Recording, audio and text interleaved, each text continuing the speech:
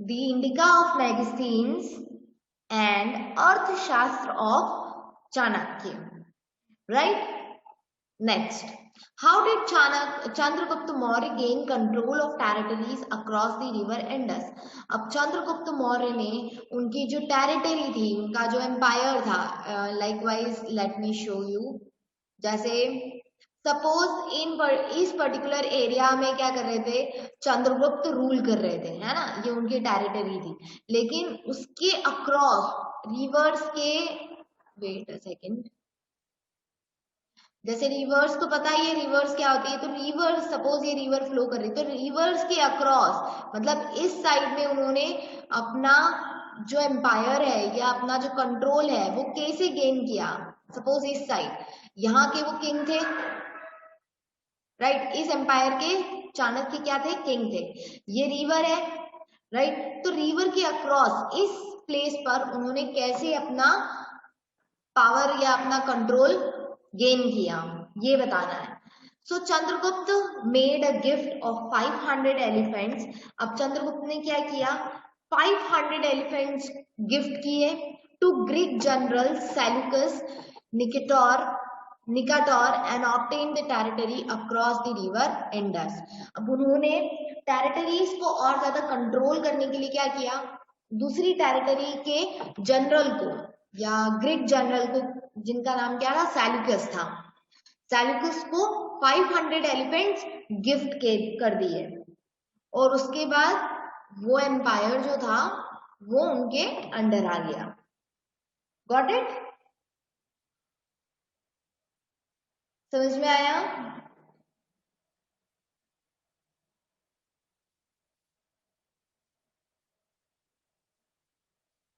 Okay, so read this answer.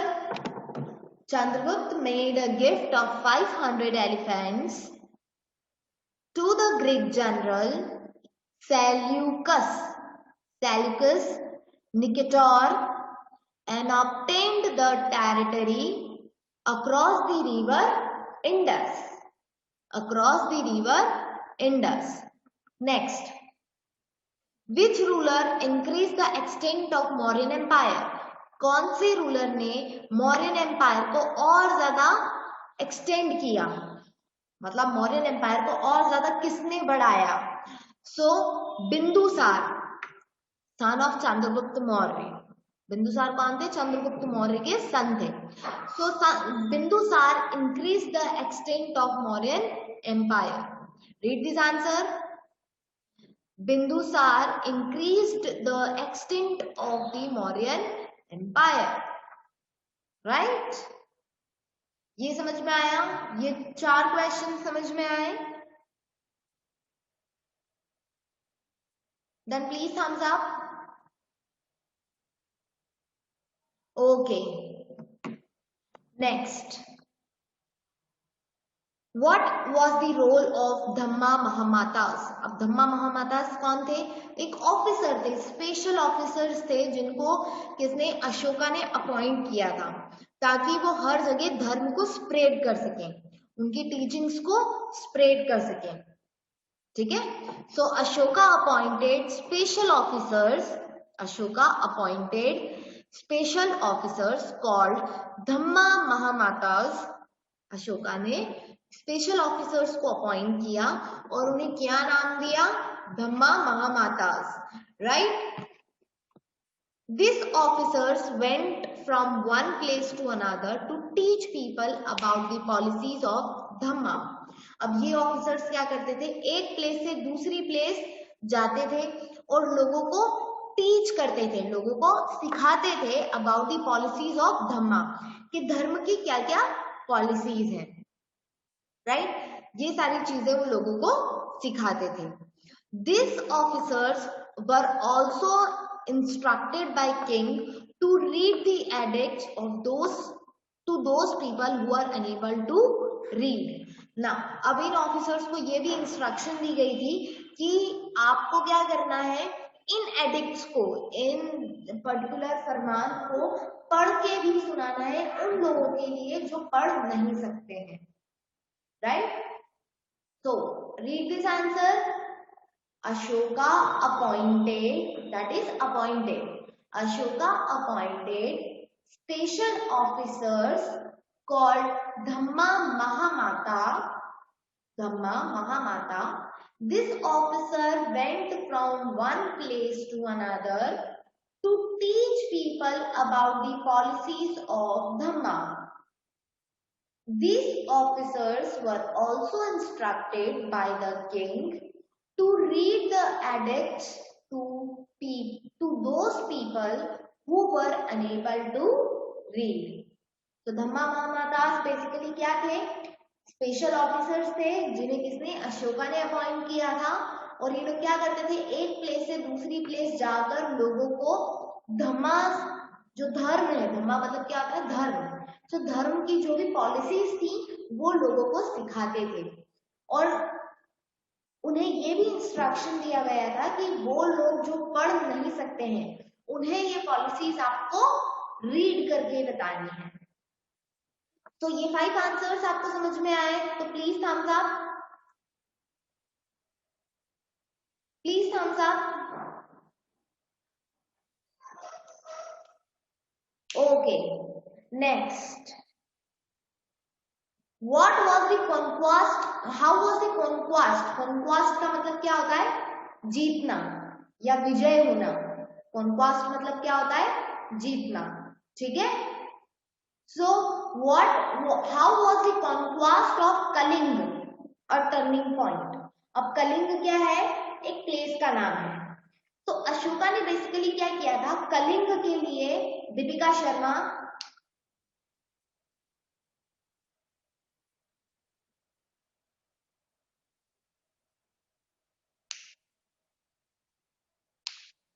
So how was the conquest of Kaling a turning point? So conquest जो कलिंग का जो वार हुआ था वो टर्निंग पॉइंट क्यों था अशोका के लिए? What effect did it have on Ashoka? और क्या हुआ अशोका को, मतलब क्या इफेक्ट आया अशोका में? So the conquest of Kaling was a turning point. Kalinga की जो conquest थी, जो वार था उसमें अशोका जीत चुके थे। Conquest मतलब जीतना। So the conquest of Kaling was turning point because Ashoka renounced war. उन्होंने क्या किया? वार को रिनाउंस कर दिया, मतलब रिजेक्ट कर दिया, बंद कर दिया।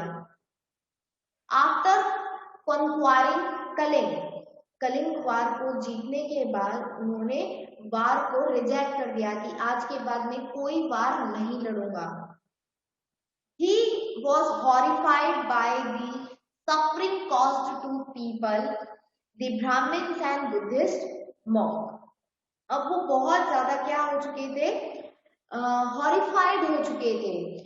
लोग जितने भी लोग थे वो क्या हुए थे? उन सबको वाउंड्स हुए थे। वाउंड्स मतलब चोट लगी थी। Some people, various number of people were died, some were injured, और उसमें ब्राह्मण्स भी थे, बुद्धिस्ट मॉन्क्स भी थे।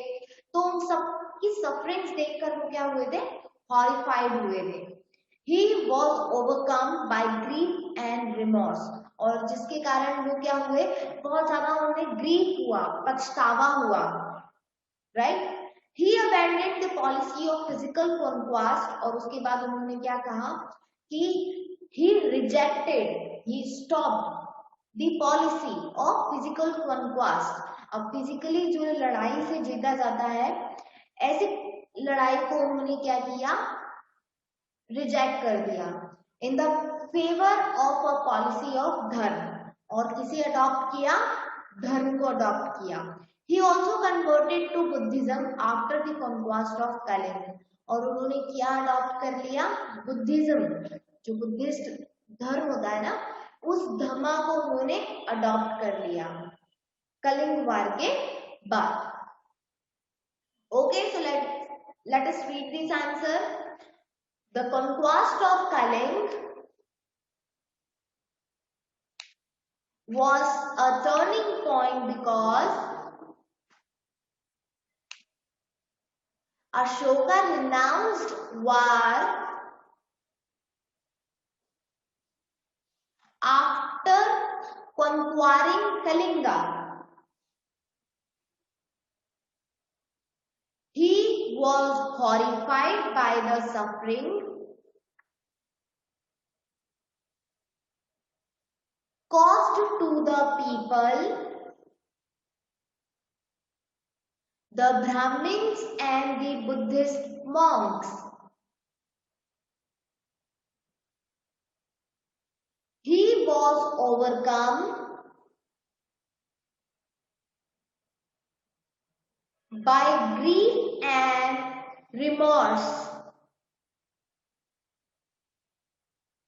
He abandoned the policy of physical conquest in the favor of a policy of Dhamma.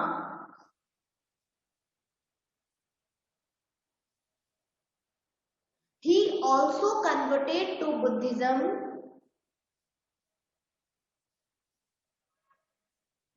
after the conquest of Kalinga.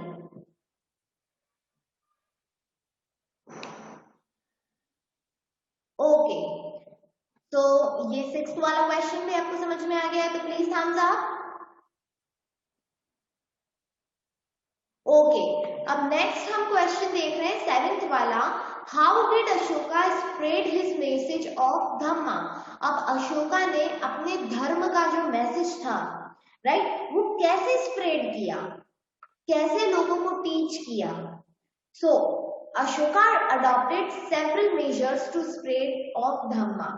अब for the spread of Dhamma, अब अशोका ने धर्म को स्प्रेड करने के लिए बहुत सारे मेजर्स लिए, मतलब बहुत सारे स्टेप्स लिए, बहुत सारी टेक्निक्स का उन्होंने यूज किया. उसमें से 3 बेसिकली हम पढ़ने वाले हैं. पहला, Ashoka engrave the principle of Dhamma on rock and pillar edicts. अब अशोका ने क्या किया, उनके प्रिंसिपल्स को रॉक पर लिखवा दिया. रॉक मतलब बड़ी बड़ी सी जो चट्टान होती है ना, उस पर लिखवा दिया, और पिलर्स पर लिखवा दिया, ताकि लोग उन्हें पढ़े और लोगों को समझ में आए. ठीक है. This inscriptions were return in Prakrit language. अब ये इंस्क्रिप्शन कौन सी लैंग्वेज में लिखी है, प्राकृत. जैसे आज हम हिंदी, इंग्लिश, संस्कृत, उर्दू, ये सारी लैंग्वेजेस बोलते हैं ना, ऐसे ही उस टाइम पर एक लैंग्वेज होती थी जिसका नाम क्या है, प्राकृत लैंग्वेज. तो प्राकृत लैंग्वेज में उन इंस्क्रिप्शंस पर प्रिंसिपल्स को लिखा गया. Which was local language of the people. अब उस टाइम पे लोकल जो लोग थे वो कौन सी लैंग्वेज बोलते थे, प्राकृत लैंग्वेज बोलते थे. Next, he appointed special officers called धम्मा महामातास. ये हमने ऊपर पढ़ा है कि उन्होंने स्पेशल ऑफिसर्स को अपॉइंट किया. ये तो हमारा आंसर ही है पूरा. He appointed special officers called Dhamma Mahamatas. This officer went from one place to another to teach people about the policies of Dhamma. These officers were instructed by king to read the edicts to those people who were unable to read. जैसे हमने ऊपर answer पढ़ा है ना, ये वाला, कि धम्मा महामातास कौन है, सेम यही आंसर है. सेकंड पॉइंट तो राइट ना. Third, he even sent messengers to other countries like Sri Lanka, Syria, Greece, Egypt to spread Dhamma. अब अशोका ने सिर्फ अपनी ही टेरिटरी में नहीं उन ऑफिसर्स को भेजा था, उन्होंने दूसरी कंट्रीज में भी मैसेंजर्स को भेजा था, ताकि वो भी क्या कर सके, धर्म को अडॉप्ट कर सके, धम्मास को अडॉप्ट कर सके. अब कौन कौन सी कंट्रीज में भेजा था, Sri Lanka, Syria, Greece and Egypt. ठीक है. So read this answer, everyone read this answer.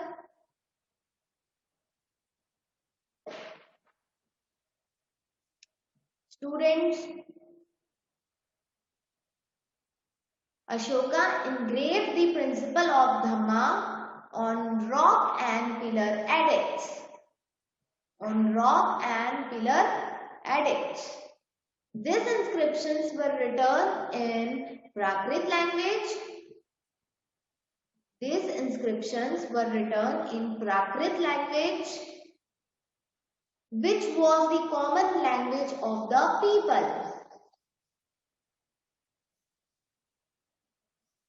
Okay, next point. He appointed special officers called Dhamma Mahamatas. He appointed special officers called Dhamma Mahamatas. These officers went from one place to another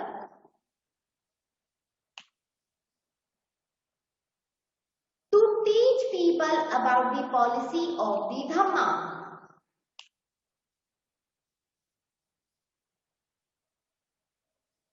Okay, these officers were also instructed by the king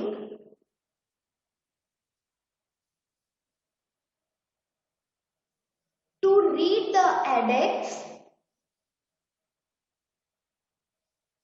to those people who were unable to read.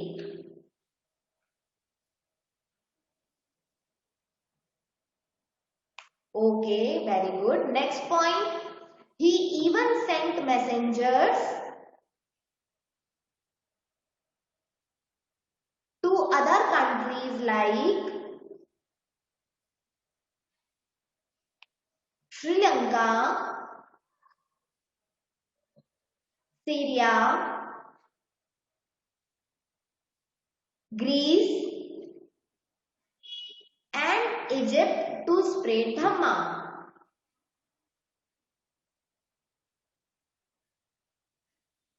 Okay, very good. So ये आपका क्या है, homework है. क्या है, chapter number 8 आपको learn करना है और उसके 7 आंसर्स आपको एक बार अपनी रफ कॉपी में लर्न करके लिखना है. ठीक है, this is your homework. Got it? Okay, very good. Have a good day. This is